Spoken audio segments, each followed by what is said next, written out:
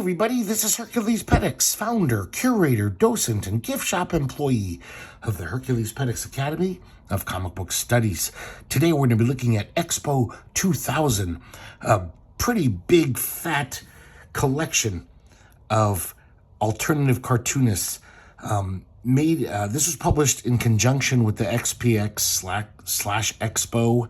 I guess it went by two different names in the year 2000. All the benefits, the proceeds from this went to the Comic Book Legal Defense Fund. And I believe it might have been released like during the SPX Expo Con. And it was only $6.95. And it's a very big book. They really pack a lot of stuff in here. But it was a, benefit book. So I guess that's why they made it cheap. I'm sure everyone just donated their artwork. But as you can see, there's some really nice stuff in here, starting off with this beautiful Charles Burns cover. I don't know if this is from something or if it was ever reprinted anywhere else, but this is almost, well, for $6.95, this is definitely worth the price of admission. We have a credits page here, edited by a bunch of guys, a whole, like 7 or 8 guys. I think the main one is Tom Devlin, though. So we start off with an untitled story by Darko Makin, the Serbian cartoonist. And, well, somewhere from Yugoslavia. I could be getting that wrong. Maybe he's Bosnian. I don't know. But this is very odd for him. He usually draws very straight, like, genre action stuff, like Star Wars comics. He has an amazingly great cartoony style, as we can see in this comic. It's a really kind of cute comic, too. We see this baby who falls in love with comics. And then as he gets older, his parents grab his comics and basically, all wordlessly tell him, like, no, you got to stop that shit. He gets a little older. He starts getting his own money. He gets a job. All of his friends want to buy, like, I don't know, porn and beer and food.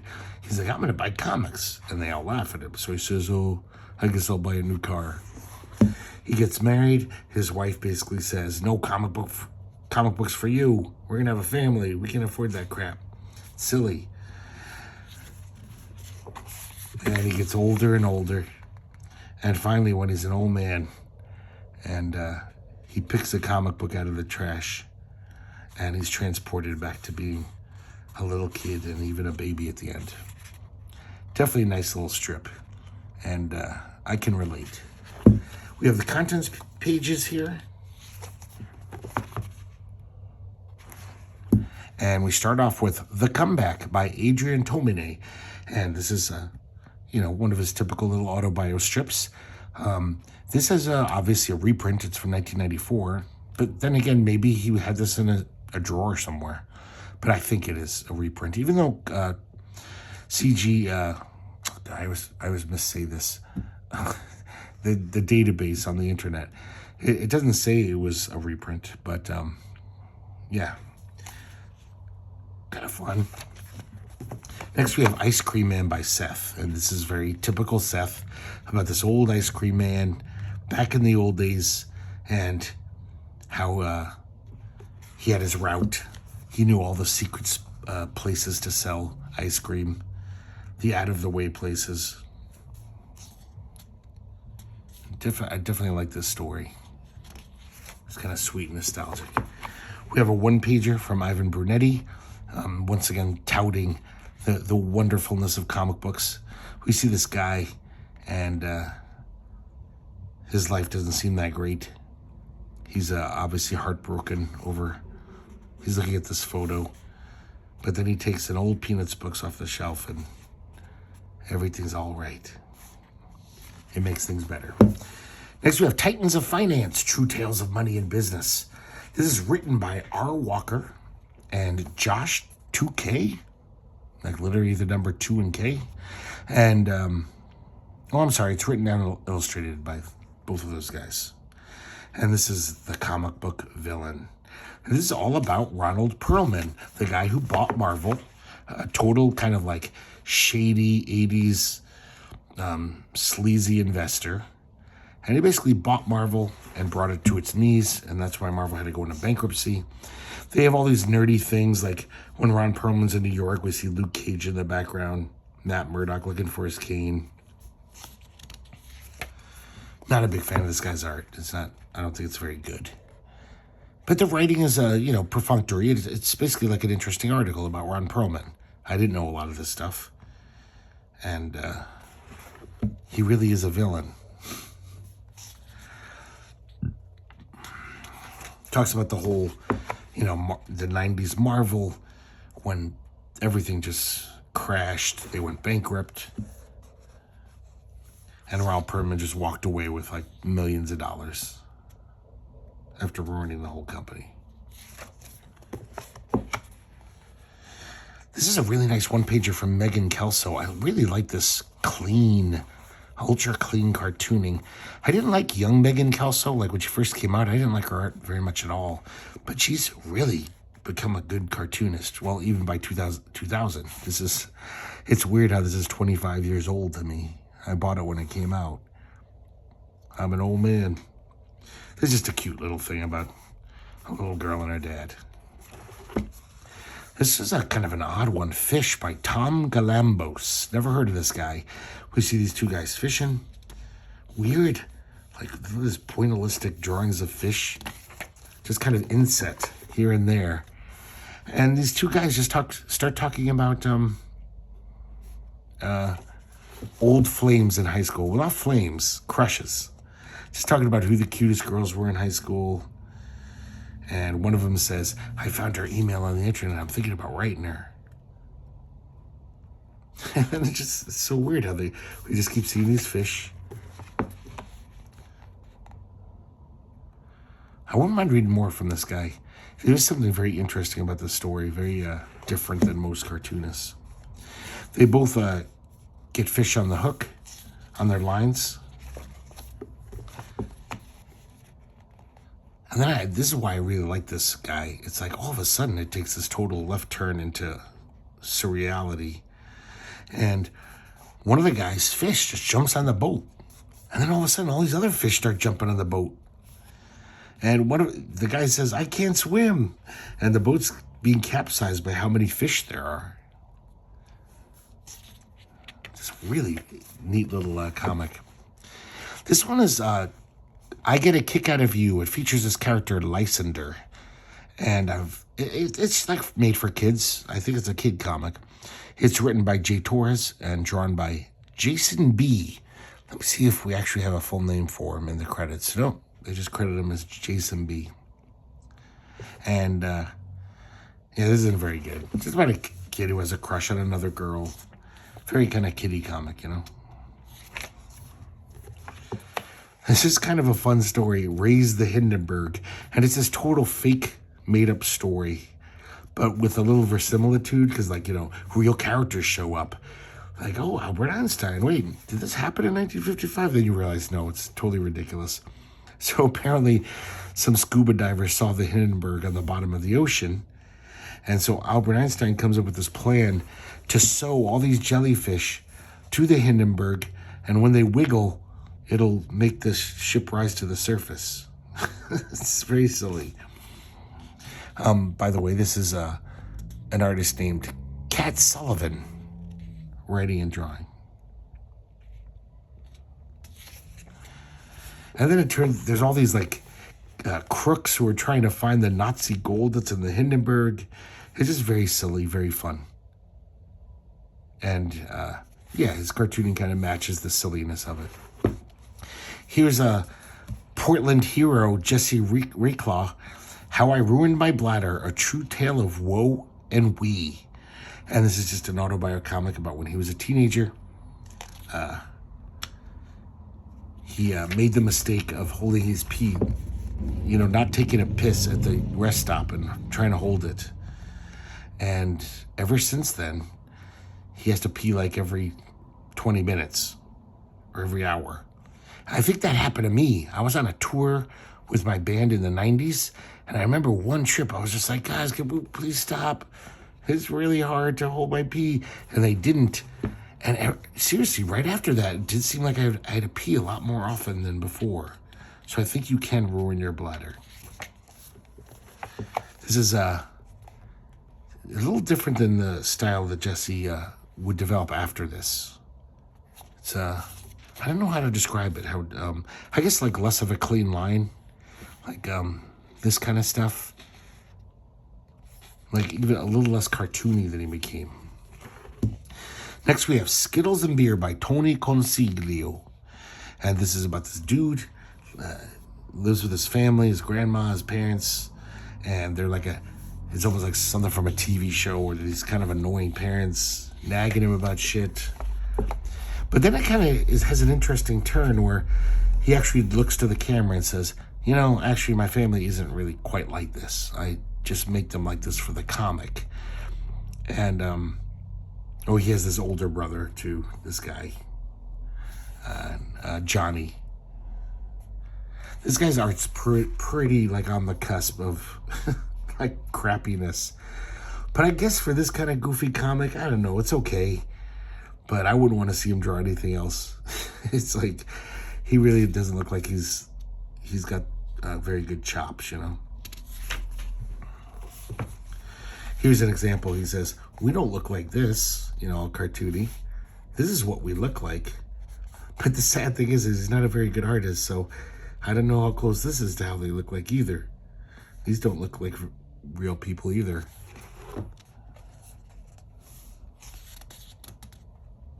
And then he continues to say the difference.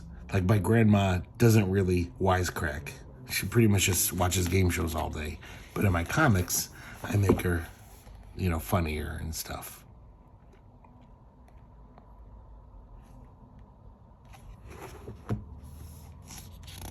So kind of interesting that it starts off as almost like, oh, this is like an Italian-American sitcom.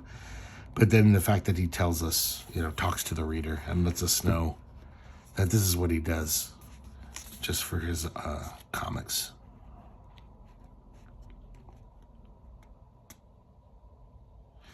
He even says, you know, actually, I'm getting tired of drawing this story right now.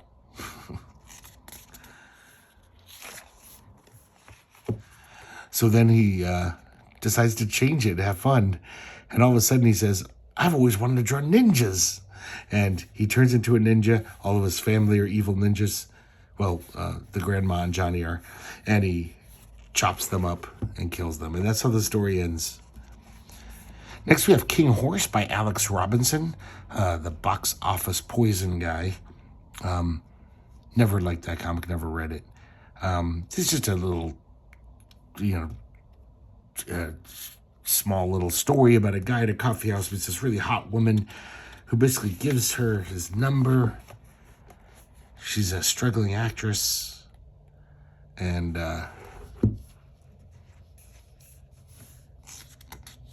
then on the bus ride, the subway ride home, he's just totally fantasizing about her. He's like, damn. But then when he gets home, we realize he's got a girlfriend already, or a wife. I don't know who she is. And they kiss. She's like, oh, anything exciting happened today? He's like, yeah, same boring crap. And he looks at the number. He won't know if he'll call it or not. I just realized he's got a Welcome to the Dollhouse poster on his wall. Here's the 4th of July, and this is by David Lasky. And this is another one of those like kind of autobio strips. It's kind of interesting. A lot of the strips in here are autobio, even by artists who usually don't draw autobio. It really shows you, it's a nice snapshot of 2000 in the comics industry. Because that's when, you know, maybe the heyday, when it was just the hottest thing to do is to draw autobio.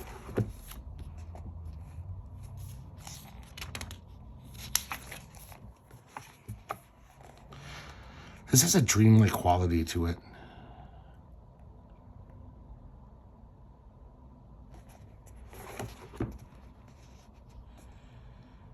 Very cinematic, like some weird art film. What he chooses to show in the panels. Like, look at this panel. I don't even see your face.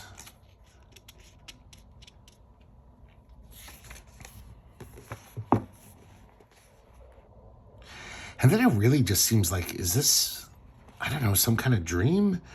because they find all these weird sea plants.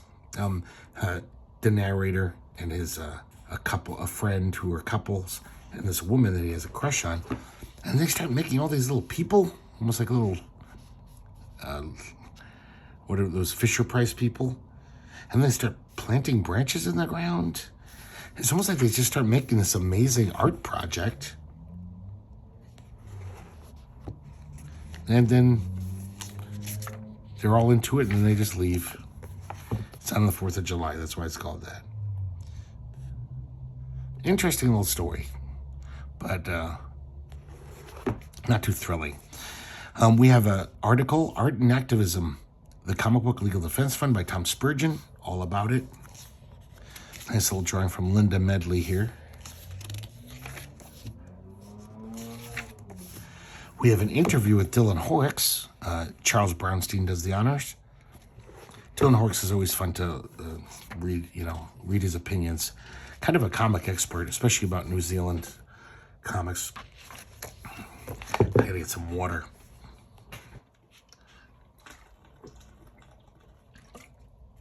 This is another kids comic. Mary Mary, featuring Danny and Chrissy, kid detectives. This is by a guy named Daniel Galani. Daniel Gallant. And definitely you can see he's got this very interesting style, almost like not very detailed woodcut style. Not all the fine lines, but it's like that style. And it's kind of a cute little comic, I guess. These two little kid detectives. I guess a Virgin Mary statue is missing. She's going to get to the sister's going to get to the bottom of it. The brother doesn't really seem to care. So they go to the church. All the cops are saying, like, get out of here. But they still let him, like, snoop around. And turns out she actually... Oh, I'm sorry. I won't give it away. The shock ending. She does find a clue. And then, for some reason, they continue this on page 164. I don't know why. This is a good one. Pitch Unger in The Mini Horse, written by John Lewis of True Swamp fame and drawn by Tom Hart of Hutch Owens fame. And it seems like these guys were probably hanging out and just wanted to make a really goofy comic. Like, this is almost like reading a Herbie comic. It is so just fun and imaginative, and they're just... It really does seem like it was maybe a jam comic they did, or Exquisite Corpse type thing, and then they like said, oh, let's draw it down for real. You'll draw it, Tom, and whatever, I'll add a script. It's really goofy and zany. We see this character, Pitch Unger, his little fish friend. They go to this, they need to buy a horse. There's no fish allowed here. They just have all these goofy little asides and jokes. And he doesn't have a lot of money, so he buys this mule. But of course, they say it's not a donkey. I'm sorry, donkey. It's a mini horse.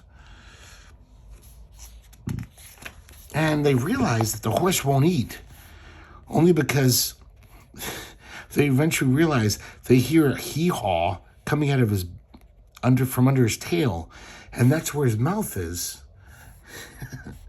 So they shove some food in there. And then, of course, they realize, oh, he must poop out of his mouth.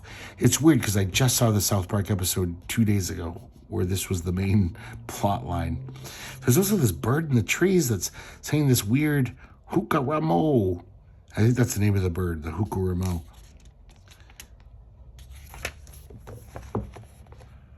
This bug shows up. This bird eats it.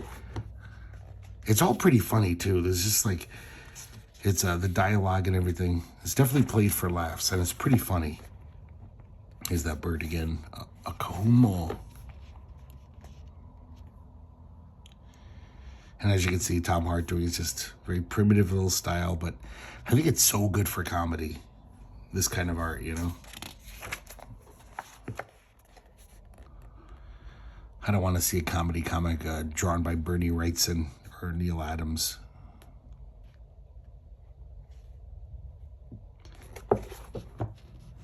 So they basically unload the mini horse donkey on this lady. They trick her into taking it. And then she owns a fruit stand, and there's a giant rocket on the roof, and they shove it in a giant eggplant and fly away. This is where it's just like, this is almost like a demented children's book. It's like so bizarre. And it just ends with this weird ending. Just very odd. I'm almost positive these guys just rattled this off when they were drunk one night or high. They were like, let's just make a weird comic. Next we have Glom Chomp by P. Shaw. P. Shaw is a guy I've only seen in anthologies. He's in a lot of them. And he definitely is a unique artist. Nobody quite draws like him. His people kind of look like mutated Fisher-Price people. They're all these kind of like cute, geometric, rounded figures with like one eye or 5 arms. And we see these 2 characters, and apparently they're upset because this guy is going to buy the mudlands. And I guess that's, that's like the local wildlife, wilderness, And, yeah, this guy right here, Mr. Oddclops. He does have a lot of funny names like that. He definitely seems to like to make up odd names for everyone. And so Mr. Oddclops turns it into a giant amusement park. Gloops Slooper Slopland.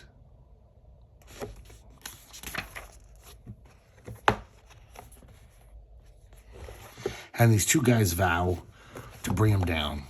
They're like, no one should own all the mud.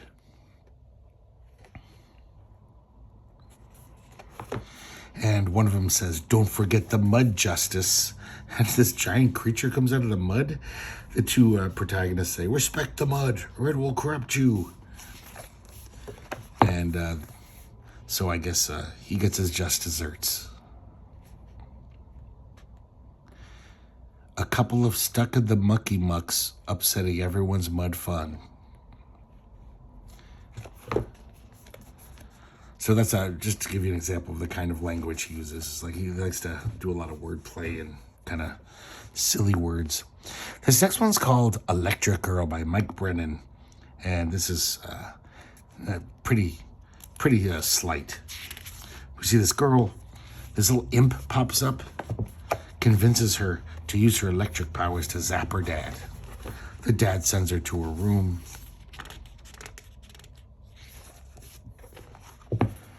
And she's like, why did he do that? And just because he wanted to watch TV, I guess. Just pretty, yeah. And this art is just, it seems like there's so many artists like this, like especially after this, the young adult market. I'm sure this Mike Brennan guy is making bank right now. Next, we have, oh, that looks like fucking Bern Hogarth compared to this shit. So it's James Kachalka next, My Drawing Lamp. Another typically really shitty James Kachalka story. His lamp is his pal. He knocks it over, it breaks. Craft is the enemy. That's James Kachalka's motto, and you can see it. It's not like he has to fight craft, though, like an enemy. I don't think craft is even inside of him. It's not like he has to reject it. Just worthless. Next we have Thatcher's Woe, and this is by Greg Cook. Greg Cook seemed to do a lot of comics like this in around this time, almost like little storybooks. You can almost picture these being cut up and made into a little chapbook or something, a cute little mini. And he does have this interesting cartoony line. I kind of like looking at his art. And this is apparently these are words from a letter by Anthony Thatcher, an old mariner. And so he edited it down and adapted it. And this is just about this Anthony Thatcher and his cousin are heading to New England. I guess his cousin is going to be the new pastor there, and they get caught in a storm. Not that great. He writes in uses all the old-timey language of this Anthony whatever guy. And so it is kind of difficult to read. Sometimes you got to read things over twice and be like, oh, okay.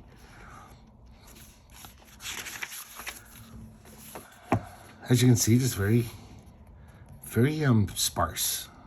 Very minimal art. But you can tell this guy kind of has a good style. And so there's the ship they're on crashes on these rocks.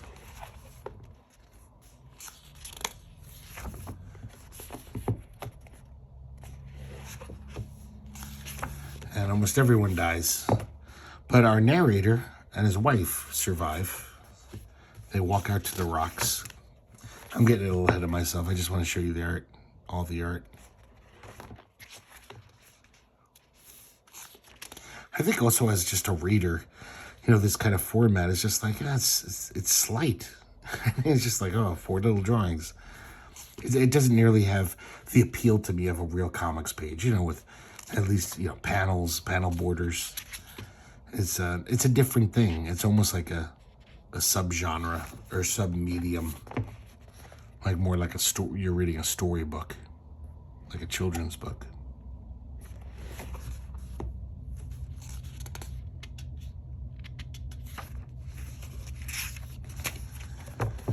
And there you go. That's Thatcher's Wall.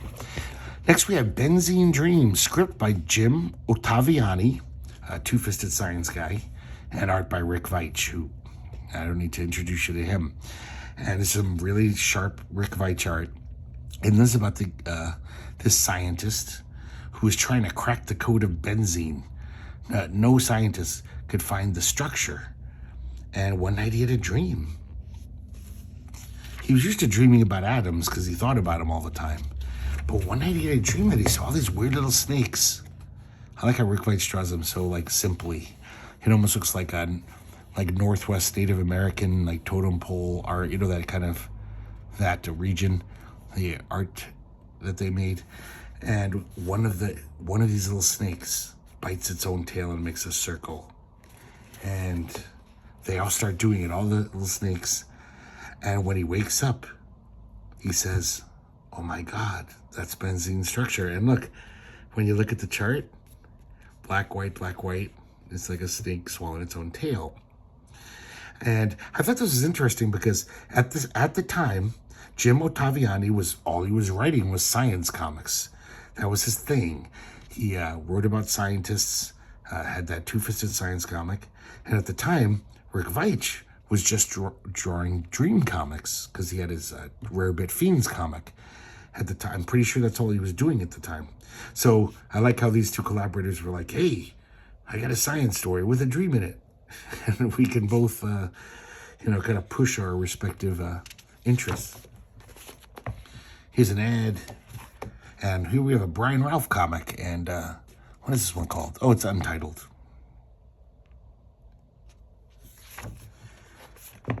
I don't know if this is an excerpt from something. It almost feels like it is. But this is some nice Brian Ralph art. I love this page here. I'm not the hugest Brian Ralph fan, but I do think his comics look pretty nice. I do like his little style.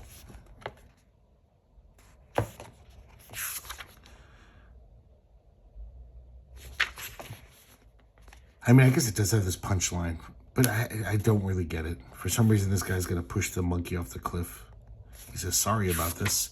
I wonder if I missed something. I don't know. It really does feel like it's a part of a longer story. This next one is this guy named Leif Goldberg. I am here, but this is not my world. And this is just really bizarro. This is true bizarro comics. And I can't really even describe if there is a plot here. It's just really bizarre comics. I found myself being kind of fascinated by it, even though I'm like, okay, that looks terrible to me. I don't like this art. But things like this weird imaginative design work, and nothing makes sense, so it gets a little boring after a while, you know? And that's it, 2 pages, and I have no idea what it is. Next we have Devices by a guy named Jim Drain. And this is another one that's a head scratcher. And as you can see, once again, this kind of primitive cartooning going on. There is something about this artist, I could just be imagining it, but I'm like, I have a feeling this guy could draw, and this is the style he chose, because there is something slightly appealing about this art. The guy before, other than his weird sci-fi designs, I did not find appealing. Like, I don't think that guy can really draw well. But I don't know why this isn't like normally what I would be like, oh, this art looks great, but I kind of like it in a weird way that I can't explain. But once again, there's really no story to plot to speak of or any content really. It's just kind of like someone made a comic off the top of their head. Now we have Multiforce by Matt Brinkman. And this guy was in Kramer's Ergot a lot, and he kind of like made it cool again to just be like, to make genre stories, even though they're definitely a different perspective than, you know, someone writing a Conan comic or something. But I kind of like this one. And we see these like little, I don't know, gnomes or something, and they're like, awake the giants. And these giants all wake up and they give them these commands. They're like, you must go to Nozium, Nagusium. And all these giants are just like, oh man, I don't want to fucking do this. I hate this job. Like, you would never see this in a normal like fantasy comic. And this giant monster appears, and it doesn't attack them. He just tells them, wrong way to Nagusium, fools. And they just beat the shit out of him. They attack him, or it. And then they make it to Nagusium. And I love this crazy, interesting design here. All these little blocks. And I guess they're like, oh, okay, I guess we're supposed to knock down all the buildings and eat everyone. And, but then they're like, I don't want to do this. Neither do I. Fuck it. Screw the micromen. Let's go look for those mushroom donuts we heard so much about. And they just ditch. It's a fun comic. There's another weird artist. It's almost like they lumped all the like kind of Kramer's Ergo / you know, artsy, art for art's sakes cartoonist together. This is Circles by Ben Jones. This also is pretty hard to follow. And, you know, I mean, look at this crazy layout where everything just kind of flows into each other. You know, there's no panels here. And most of the dialogue just, this guy saying, oh, I had a dream I slept in the bathtub. And then all these characters become fascinated with sleeping in the bathtub, even though it does have bad results. And a lot, just the dialogue's very weird, like slang that I don't know if he just made it up or I'm just not hip to the jive. But I gotta say, I did find the art kind of fascinating. I don't know, there's something about it that's just like, maybe just because I've never seen anyone draw like this before. And just the way it does this whole thing of like no panel borders. It's just all like, I don't know, like paint dripping down a wall or something.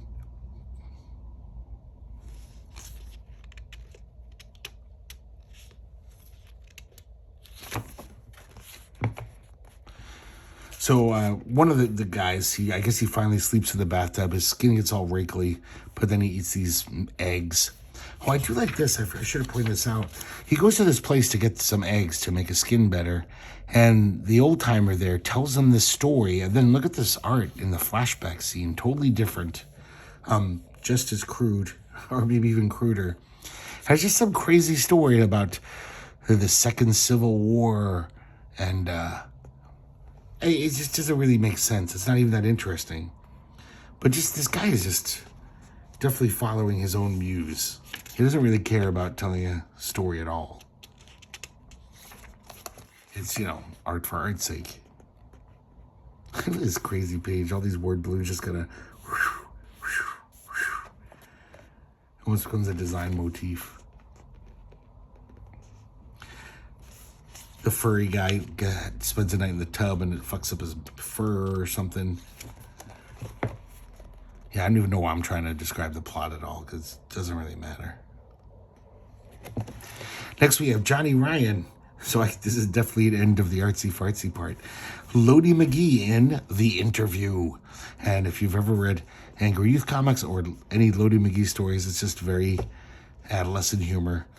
Lodi is at an interview, and of course every answer is just like foul. They're like, here's an example. He says, oh, on your interview application, it says you work for NASA. I did. NASA stands for the North Haverhill Association of Shitty Asses. and my ass was the shittiest. So it's just like the worst interview ever. I just like the way Johnny ran cartoons. It's like perfect for humor. It just looks funny to me.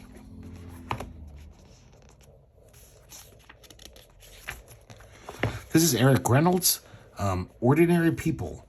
And this is kind of, it reminds me of like an early Dan Cloud strip where he's just showing all these weird people he probably just wanted to draw. He was in the mood to draw these weirdos. And they're all like saying little things about themselves. Like, it's but they're pretty odd. I'll try to find one. Yeah, they're like this guy saying, "Eye of the tiger, baby. Eye of the fucking tiger." He's got this mullet. So, probably the best Eric Reynolds art I've seen. Actually, definitely the best Eric Reynolds art I've seen. I didn't even realize it was him. I was just like, who is this? This looks pretty damn good. I mean, I like Eric Reynolds, little style he used to draw. It was cute. But I've never seen him draw that elaborately.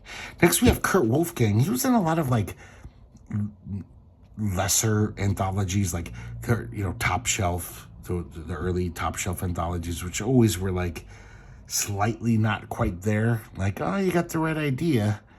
But they always had kind of, like, artists that, like, the other anthologies were probably like, we'll pass. And this guy was in tons of those. This is called Frankenself. And it's a wordless strip, which I always kind of like reading these. It's kind of fun. And we see this guy, he has a heart attack, this old guy. And I think this is probably the best art I've seen by Kurt Wolfgang. This mad scientist and his Igor-like lackey find the dead body, take the brain, put it in this robot body. The robot body goes berserk and goes outside. He crashes through the door.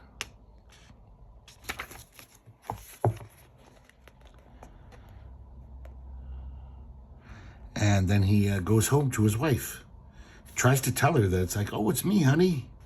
It's your husband. I'm just in this robot body now. And when he shows her his dead body to prove it to her, like, look, see, the brain scooped out. She has a heart attack and died. I love that. That's a great word balloon pictograph. And, of course, he's crestfallen. And then the police show up thinking he killed the old woman. And we see him in jail for the rest of his days. This next comic is by Anson Purins. It's called Demonstration. And very cartoony style here. Another artist I have never heard about in my life. Has some interesting nature stuff going on.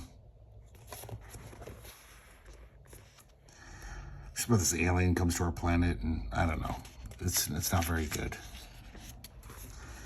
Now we have an article about Japanese alternative comics by Jason B. Thompson, Children of Garo. So it starts with the magazine Garo and brings it up to date. Next we have an interview with Scott McCloud, interviewed by Charles Brownstein. This is the era when he was pushing the whole, the internet's going to be the savior of comics or whatever. At least comics can thrive there. Next, we have an interview with Jacob Klemensik by Charles Brownstein. And he's an Eastern European guy involved with that Strip Burger anthology. To be honest, I stopped reading these articles at this point. I was like, I got a big graphic novel collection to read, this whole thing to read. I'm not going to waste my time with articles since I'm not even going to talk about them. Here's a continuation of that Mary Mary story from, I don't know, 100 pages earlier. And this is when the girl breaks the case and she finds the Virgin Mary all burnt in this casket. I kind of like that image. And then the two little kids go home. So now I'm pretty sure this is the beginning of our European section here. And this is I'm sorry. I'm wrong about that. We are going to get to a European section soon enough. This is called Carpenter by Tomine Chelanovic. And I've never seen this guy. I love this style. This looks so good to me. We see this woodsman. He's about to chop a tree. This little gnome is like, don't chop down that tree. That's where we live. And then all of a sudden the tree just falls down. And the gnome tries to blame him. He's like, no, I wasn't going to chop it down. After you told me about it being your home, I changed my mind. So the gnome turns into a little pine cone. And then the tree comes back, pops back up. I don't know. It doesn't make much sense. It's not that good a story. But man, I love this kind of art. I love his style.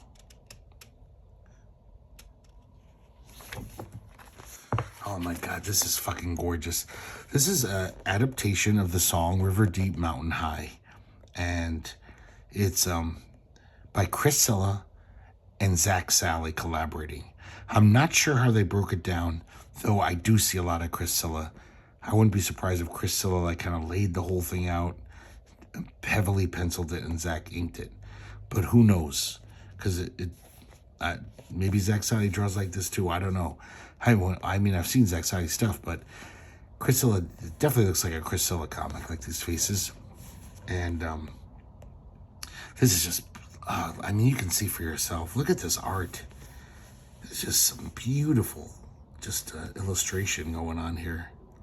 Just like looking down at the riverbank here. All the trees, it's like just so beautifully inked in, you know.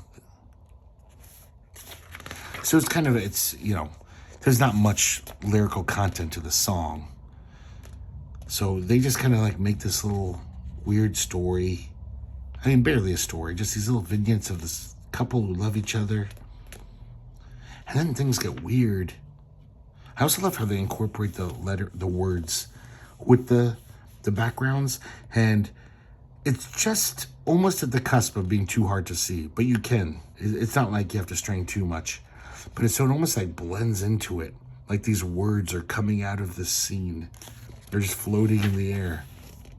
And then it just gets weird. Like the little vignettes, they're in some kind of like factory and all the pipes start exploding and they all are like drowning in this factory. It's becoming overflown with water. So I'm not really quite sure what's going on. But that's kind of normal for Chris Cajero Cilla. But man, this is some beautiful stuff. And then I don't know what happened, but there's a happy ending. Maybe everyone else drowned and this guy survived, so he's happy.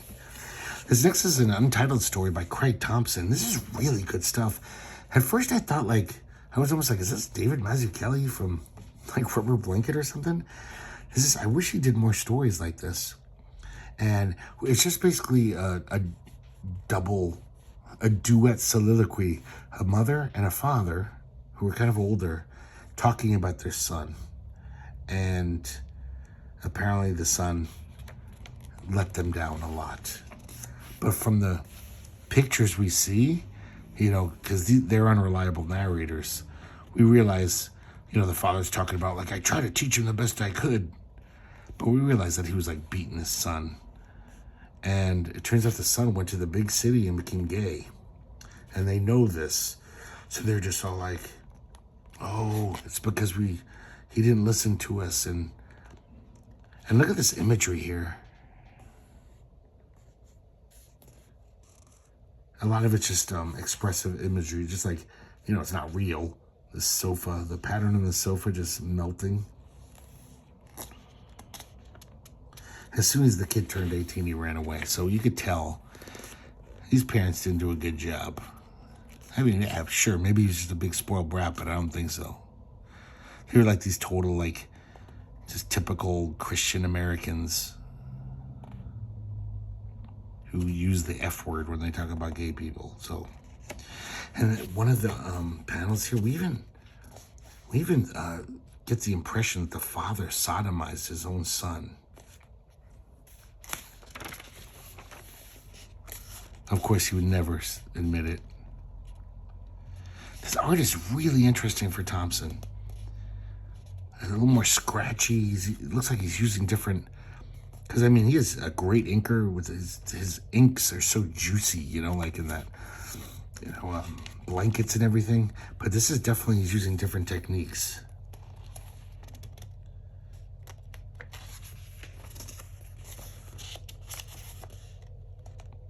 It's a really good story. Just the way he writes it too. How we just see things, see different things than the parents are describing. Next we have, let me switch to the next contents page on my laptop here, on my iPad. Okay, it's called Let's Sit and Stare at Each Other by Mike Berberian. I didn't really get much out of this. Just this guy's inner monologue. He seems like maybe he's a little crazy. I guess this art's pretty good. It just shows, to me, once again, you know, I want to see a comics page. It's just like this 2-page spreads with some text. Not that that couldn't be great, but this isn't that great. But now that I look at it, I realize, like, this guy, I want to see him draw a comic. It looks like he's got a good style. Well, I didn't mention, this is the whole monologue here is a quote from Dostoevsky. Next, we have another one-pager from Adrian Tomine. This is from '92. And, you know, if you've read Optic Nerve, especially the early ones, it's a typical one. This one's kind of interesting. It's Wanton Kill Dorado by David Cho. And, you know, this is before David Cho was a billionaire. And I love this how he mentions this, because this is something when I lived in Tucson, I would always ask people about. And sometimes they thought I was crazy. He says, it was that time of year when the sun shined bright, and when you rode past certain trees or shrubs, they smelled like cum. There were these bushes in Tucson. I called them jism bushes. And I swear to God, it wasn't just me. I found out there were other people who were like, oh my God, I know what you're talking about. They really smell like jizz. So it's interesting to see it mentioned in a story. So this is a kind of typical David Cho comic about when he's a younger man. Maybe he's in his early 20s. These black kids would always hassle him when he skateboarded around. And I guess one day they were feeling especially aggressive, and then they were like kind of threatening to kick his ass. Even though these are like kids who were like 7 years younger than him. They're like 15, 16-year-olds. So he just figures, fuck, I'm bigger than them. And he just rides by one of them and slaps him on the head. All these girls, black girls across the street, laugh at him, laugh at the situation. But a couple of them are like, motherfucker, we're going to get that guy. So now he's like, shit, I got all these kids coming after me. It's in that typical David Cho style. Lots of misspellings. Lots of, all of a sudden, some letters capitalized, some letters are not in a word. It's that very 90s style of like, oh, it's rough. But yeah, even at a young age, Cho could draw really well. His stuff looks really, his art looks really good. Kind of has this like Dave McKeon, when Dave McKeon draws in black and white, you know, like Cage's style. So it basically talks about his conflict with these kids. And it's just a little anecdote from his life. Next we have Dean Haspiel doing Shit Fuck Piss Karate. And this is about it's kind of exaggerated autobio, where he's talking about how him and his friend really got in a crack for a few months, and it really fucked him up. And they started doing crazy shit. And there's actually a kung fu sequence where him and his friend have to fight over the resin or the residue of crack in this pipe.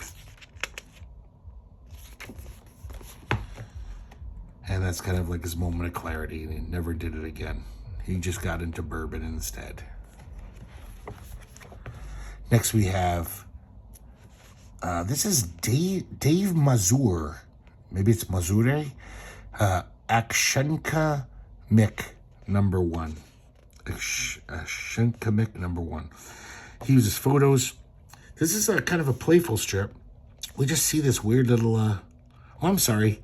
It's Action Comic, Action Comic #1. And that's what it is. I think he just wanted to play around with storytelling and He has this character that looks like Gleep and Glorp from the Herculoids without their bodies. And it's just bouncing around the city. This guy's got very good chops. I mean, this is just some precision drawing. And we see it bouncing around. And, you know, he's just doing things like this, like playing around with the way panels, how you follow things through panels. I'm always a sucker for this kind of stuff. Falls into this chimney, clunk, clunk, clunk down in this apartment building. And then using arrows, he goes against the natural flow of panels, the panel flow. And we see it go this way, and then bounce around some more. Flies over this woman's head who runs from it thinking it's the devil's egg.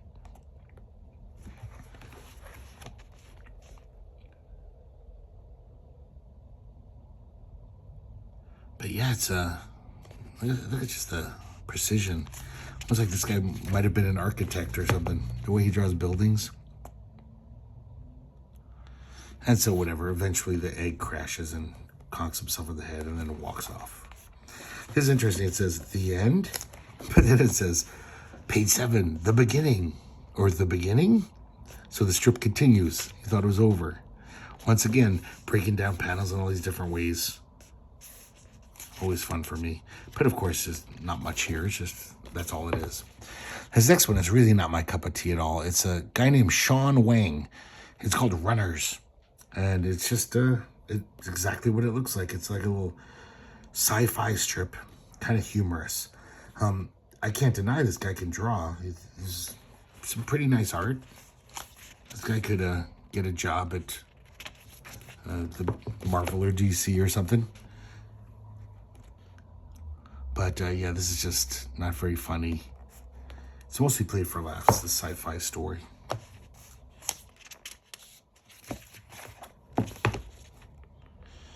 To give you a sense of what it looks like. Looks like obviously read a lot of manga. I mean, this looks like, yeah, this guy he's pretty pro. But I don't care.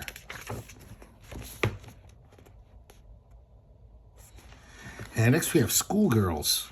Written and inked by Leland Myrick, and penciled by Mark Dos Santos. And this is just like one of those cutesy comics in their, you know, early 90s, 2000s. Like, we're going to make a comic and so girls will like us. So these guys have this character, Schoolgirl. She's into love poems. She's like, don't tell anyone. Nobody knows I like them because everyone thinks it's dorky.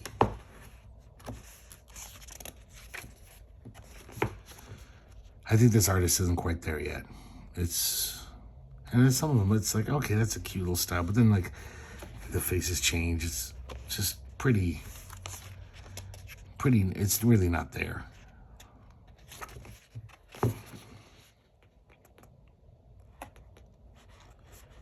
So she's just talking to the reader in a cutesy way, basically saying, look how cute and quirky I am. That's the subtext of it. This next one is Paradise Island by Daniel Warner. So many of these guys I've never seen before or since. This guy looks like just totally looks like a Cartoon Network show. I wonder if he could have been an animator.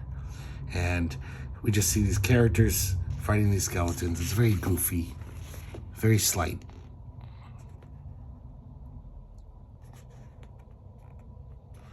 Oh my God, this totally looks like some Cartoon Network show.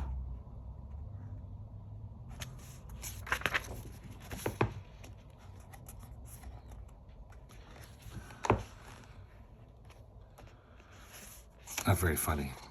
I think it's meant for a younger audience though, so it's not meant for me. Next we have Perks, and this is by Chris Blystein and Chris Shadawian. Chris Shadawian does the art. Chris Blystein is the writer. There's another kind of autobio comic about someone who was a receptionist. Actually, it's not barely worth even telling you the story. It's really bad. This is terrible. Like, it's just such a dumb little punchline. Like, oh, I guess, yeah, that would be, An interesting anecdote if it happened to me, kind of, but not really. Next we have The Lunkheads by Scott Mills. I kind of like this lunky style. Not that much, but it works for the comic. So we just see these bunch of goofballs, and they're just basically trying to get into trouble, trying to get beer. Dick around on a Friday night, you know, they're teenagers, too young to buy beer. So they go to the one place that doesn't card, and then they decide to just run off with the beer. The guy comes out and shoots at him, the proprietor of the establishment. Oh, God, I forgot. Yeah, this is just so waste of 4 pages. The big joke is that the beers were shooken up so much that when one of them opens one up, it gets over everyone. Why do you even bother? Next is Rabbit and Boy by Michael Patrick. This is a very odd, disturbing strip. It looks like it's one of those English kiddie comics from like I guess any time before the 70s. You know, those like Roy of the Rovers or something, or even the smaller, the younger focused ones. But then this little cute kid finds a rabbit who's dying. He got hit by a car. And he basically says, listen, kid, you gotta help me. There's a big rock near the fence. You gotta bash my brains in, please. It sucks. I don't want to die. It might take me a day to die in utter pain. The kid tries to do it, but he can't do it. And then he just says, I'm sorry, Mr. Rabbit. And I like how stoic the rabbit is. He's just like, it's okay, kid. I'll just die here slowly and painfully. See you tomorrow, unless the birds have eaten out my eyes. Because he has to run off to school. And as the kid walks away, he just says, I think I'll walk a different way from now on. It's a crazy, harsh story. Even though the way it's drawn, you'd never guess that by a quick glance. And an article about the ICAF, the International Comic Arts Festival, by Mark David Nevins. Has some illustrations from Eddie Campbell and Max. And then A Culture Apart, German language comics at the Millennium, also by Mark David Nevins. There's a nice little Thomas Odd drawing. I love that. Once again, I didn't read these 2 articles, guys. I guess I'm losing it as an influencer. I can't keep it up. Reading every goddamn little thing in these books.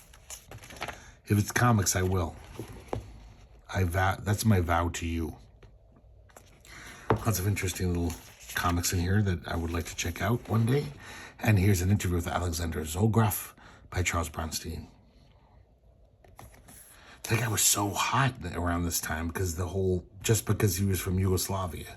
And that was such a hot topic. But I never liked his comics that much. I always thought he was so subpar. But man, his name got around. He networked pretty heavily. Damn, another article. Even though I do want to read this eventually. La Association, The Future of Comics by Mark David Nevins. So this begins our little foreign the Association segment. So this is Louis Trondheim in America. Trondheim likes to do these auto-bio tales, but he always draws himself as this guy. So it looks like a great funny animal comic, but it's just pure auto-bio. Nothing fanciful happens or anything. And this is just about his trip in America. He's getting home to France at the beginning of the story, and kind of flashbacking to going to Death Valley, all the crazy things he discovers. It's pretty good. It's a pretty good little travelogue. And I just love Louis Trondheim's stuff, his style. I could read, I don't know, about him going to the grocery store for 20 pages.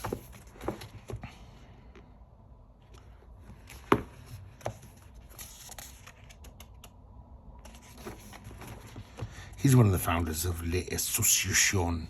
I can't even say that. Association, basically, but in French. There's an interesting sequence. An editor's a Japanese liaison to the Japanese publishers is saying, dude, your comic's doing great in the Japanese market. In fact, they might want another proposal. And we see him floating out of his chair, flying through the clouds in ecstasy. But then, of course, he starts saying, oh, but the editors want you to change some things. They want you to redraw one of the stories and put it in a female interest. And we see him, like, come quickly back to Earth and, like, oh, shit. Nothing's ever that good. So I guess that is a little fanciful, but it's all, metaphorical. Like he hears about this sumo wrestler and he imagines himself taking down a sumo. But it's all in his brain, it's all in his head. All these French artists are really interesting, even though most of them I haven't heard of. This next guy is J.C. Menu, The Second Suitcase. And this is another autobio comic. Him and his friends are on their way to some festival. His luggage gets lost. This style is just really fun, like just amazing amount of detail, but so cartoony. So it almost has this like a Karl Barks Tintin-like effect, where the characters are all goofy and slapdash, but the backgrounds are really ground you in the reality. They're very solid backgrounds. So it's just a big whole, misadventure of him trying to get his luggage. And it's not bad, though. I'm not a big fan of autobio stuff, but he tells the story well. And I do like looking at his art. Sometimes I almost feel like his characters look like, I don't know, Johnny Ryan-ish. A bunch of cartoons. That one kind of reminds me of Johnny Ryan.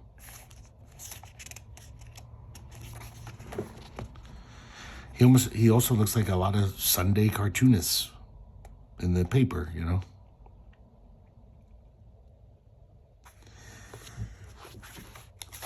So that's it. He eventually gets his luggage.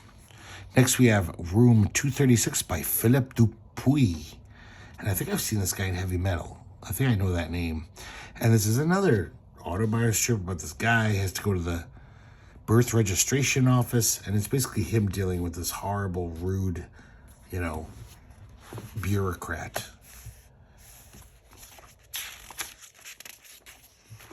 So it's almost like a character study of this woman who just let the power go to her head.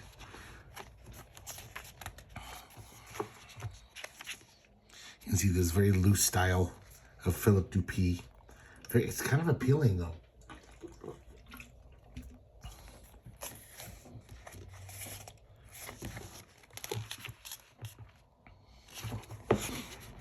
That's about it. Man, this guy really impressed me. This is a guy named Killoffer. Almost like Kill Offer, but one word. And this is called Self-Control. And basically it's just this cartoonist. It doesn't really matter. But just look at this art. It's really interesting. Almost the polish he gives. Like, I don't know if that's charcoal or, pencil. The textures he has on these characters looks really good.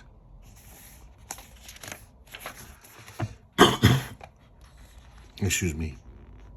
Definitely want to read more from this guy. Looks very interesting, his style. This is another great David B. comic. It's L'Elephant. And it's just one of his dream comics. And, dream comics can go awry. They can, just like when somebody tells you about their dream, sometimes it's boring as hell. You're like, I don't want to hear your fucking dream. But David B's like a master of it. I think he's the kind of guy who like is a lucid dreamer or something. And this is just a beautiful, almost like poetic, just a little story, weird. It's a poem. Yeah, it's pretty amazing. This elephant who stares out the window every night. David B, I assume, the narrator, the dreamer. He's kind of chasing after this beautiful woman who's luminous and radiant. He asks the elephant if he can see her because he's got his, third story view. And this is the kind of like writing. I also see all kinds of things walking along with her. We see these great little weird creatures here. The whiteness of their eyes and teeth light her way. Gradually, the elephant starts to dry up and transforms into a dresser, which is full of all the food he's ever eaten, but untouched. Just these great little surreal moments. I wish I had dreams this interesting. And then David B turns into the elephant. And this is when it gets really just kind of beautifully poetic. He says, I begin to tear at the night. I paste it to my skin like a coat. We see his trunk ripping black ink off of the night sky and putting it on himself. As a boundless night elephant, I go from roof to roof. I am darkness, I cover all. He basically becomes the night. As the sun rises, I return home. And then he sees her one night and places her in his coat like a star in his heavens. I like how it says she shines with hatred and revenge. So the police show up, discover him. So they're basically shooting at the night sky. God, this page here, this sequence, the play of, light and shadow is just, light and darkness is so great. There's some brilliant stuff. It's almost like Jacques Tardy or something. Or it's like David B.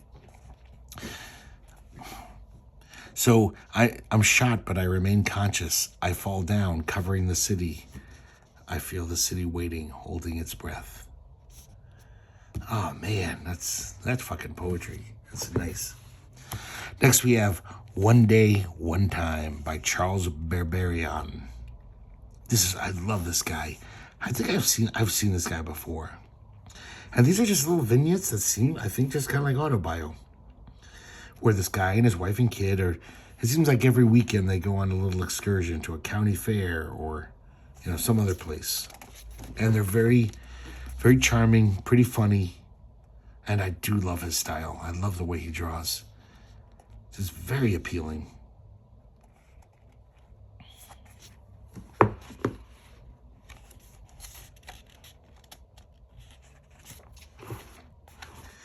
Next we have Overpass by Nick Bertozzi.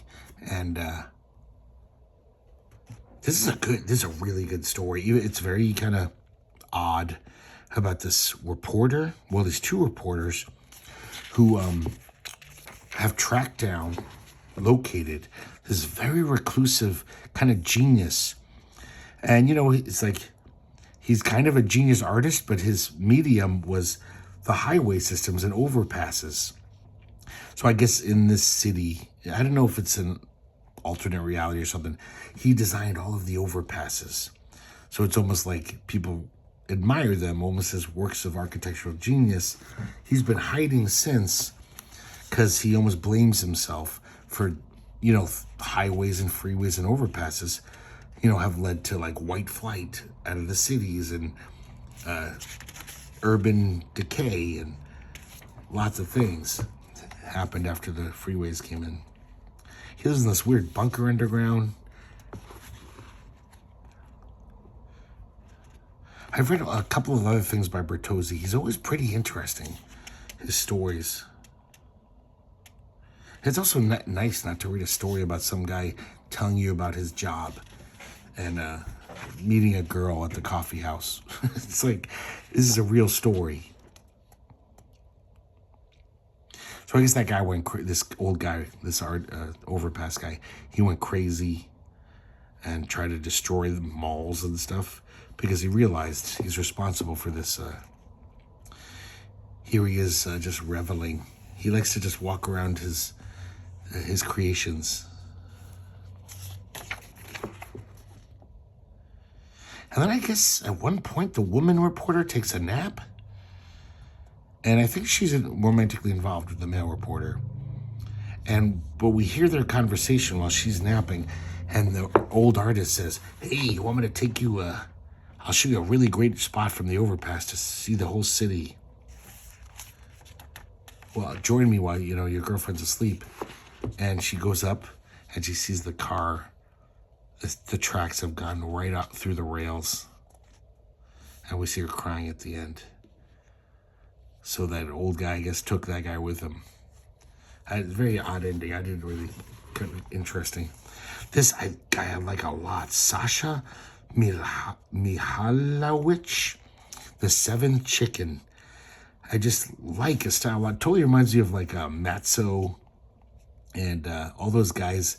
And I even see lots of Joe Sacco in here, strangely enough. But it's like if Joe Sacco was even more goofy looking, you know, cartoony. This is a really good comic. Just this guy talking about how mundane and boring life is. He works 5 days a week, and then even when you're off work, nothing interesting ever happens. So his friend says, "I make up a story and just tell people that it happened to you." And he tells them this great story about how a snake crawled into a chicken coop, killed 6 of the chickens by hypnotizing them. And, you know, they were stunned, so they were helpless. But the 7th chicken was one of those French chickens with the feathers all over its face, so he couldn't really be hypnotized, and he killed the chicken. And he's like, "Yeah, that's a great story." So the guy adopts it for his own, and he tells the people on his commuter train, and it works. Everyone's all like, "Wow, that's a great story." I guess the stories before this he was telling were about his 2-pound potato he grew in his garden. And everyone kind of makes fun of him like, "Oh, wow, what an interesting story there."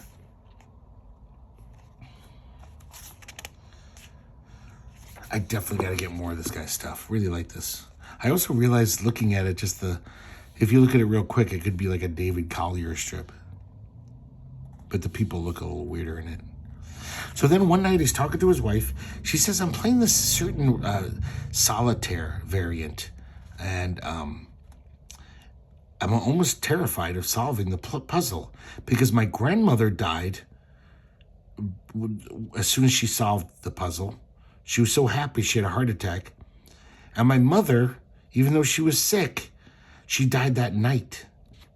So, yeah, I almost have this superstition." And right in front of his eyes, she finds the last card and solves the thing. And she falls over dead. And I find it so interesting. The guy is actually almost, a little part of him is happy. He's like, finally, a great story has happened to him. So, I mean, that's a great story, right? But he never tells it to anyone. He stops taking the train to work and he becomes this nervous wreck, a lonely weirdo. It's a lot better than my summation. Oh, then we get Ted Stern of Fuzz and Pluck fame. This is a total dreamlike hallucinatory comic. The Forgotten Dream of a Melancholy Chef. I just love this image of a guy playing cello in a swimming pool, up to his face. This woman in a bikini dives in, and then she like starts playing the cello upside down. I don't even get it. I think it is like just a dream, illustrated dream. I wouldn't be surprised. Next we have Ron Rees Jr. This is called Deanie Tear. And I'm not a big fan of Ron Rees.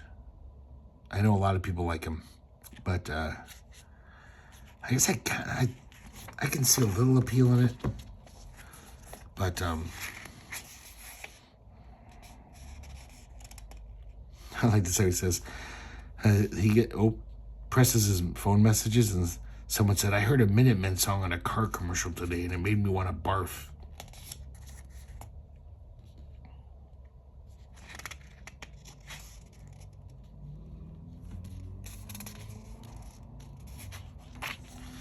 So this is just, once again, another slight strip of just, I could be another dream comic. It just seems very random incidences. He gets a chocolate bar in the mail. When he bites into it, there's actually a comic book within it. It's a chocolate-covered comic book. I do like that idea. Next, we have Kevin Scalzo doing Pie Face. And this is another weird Kevin Scalzo strip.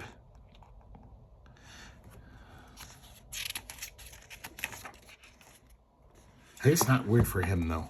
Because this is, I'm pretty sure, just a normal autobio comic. Even though everyone looks all weird, this could have happened. I don't know. Just talking about how he met some girl at a party, and it was in love at first sight. They spent the night together, and the kid's like, it's going to be the best summer ever. I'm happy as a clam. This next one's so odd. Deliverance, written by Ted May of Injury fame. Art by Warren Craghead, who I've only seen in anthologies. This guy has the most abstract style ever, as you can see. This very much reminds me of that Greg Cook guy. Just little drawings with the little, captions. But I'm not even sure what I'm seeing in most of these, but I do like it. Just like every now and then, I'm not that much in abstract art, but every now and then I like looking at a weird Picasso-type drawing and being like, oh, that's kind of cool looking, even though I prefer Frank Frazetta. But, yeah, something about this guy I like looking at. It's not necessarily a good comic. And it's Ted May, so it's a very strange narrative going on here about these pirates who, instead of being pirates and taking booty, they decide to be like UPS and deliver it. So they don't have to brandish their cutlasses so much and get in fights. So it's just very odd and random stuff going on here. There's this kind of villainous character who I guess ordered this shipment so he could, once they delivered it, these pirates, he would suck their blood. It's really nutty. And the art doesn't help explain things because it's almost inexplicable. I'm curious if you guys feel like commenting, like, what do you think of this art? Like, I can't justify it, but I just like looking at it. I mean, this isn't helping the story at all, which, in a comic, you want the art and the writing to combine and kind of help each other out, which this does none of that, but it's fun to look at. The pirates getting this big fight at the end. I guess that's what a fight looks like in Warren Craghead's brain. Yeah, why does this looks totally interesting to me and it's fun to look at, but it's just nuts. Next we have Mark Bell doing one of his Kevin strips, and I like this early Mark Bell when he was still letting himself be a little funny. But this is just complete surrealist craziness. I like seeing Mark Bell trying to draw like non-cartoony characters. I mean, not trying, succeeding. These spacemen land, these miniature spacemen, the police show up. They get in a shootout. Kevin heads out of there. Nothing really makes sense in this comic. It's all just very imaginative, zany things happen.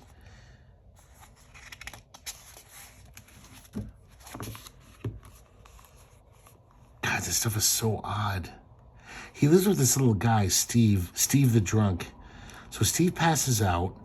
Whatever the fuck these guys are, I don't know, 4 breadsticks in or 4 baguettes in a weird robotic garbage can.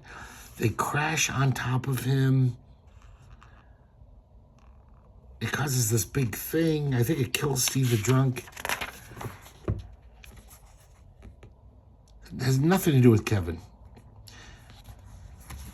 Yeah, I gotta stop even trying to tell you the plot of this, guys, because I have to read the whole thing. But suffice to say, it's fun as hell, and every panel you're just like, what? What the hell's going on now? And it's all kind of funny and very imaginative. Mark Bell has such a great visual imagination.